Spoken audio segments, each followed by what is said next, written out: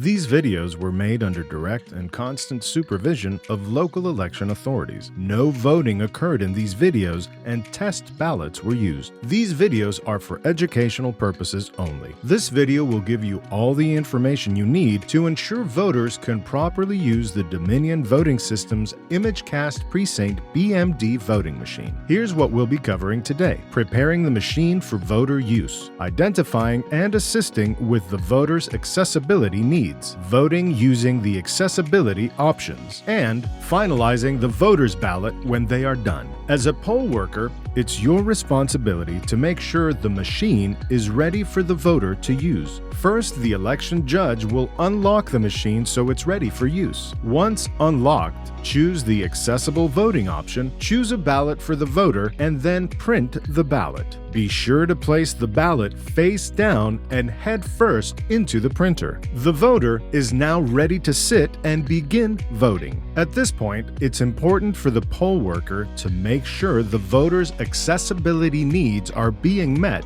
so they can successfully vote for each question that is important to them. The buttons on the voting handset are as follows. Volume and tempo can be found at the top. These are the smallest buttons. Next, arrow-shaped directional controls along with an X-shaped select button are located in the middle. And lastly, there is a rectangular help button at the very bottom. After they've been given the appropriate accessibility aids, the voter will proceed through each question on the ballot. Once finished, the machine will notify the voter that they've completed all of their votes, followed by the option to review all of their choices. If the voter doesn't wish to make any changes, they will then be able to print their ballot. Voters may take their ballot to the ballot scanner if they are able to. Otherwise, a poll worker should be available to do it for them. After the ballot has been fed into the ballot scanner,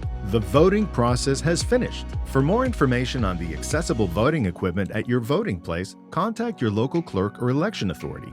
If you're not sure who that is, visit the link at the bottom of the screen or click the link in the description of this video.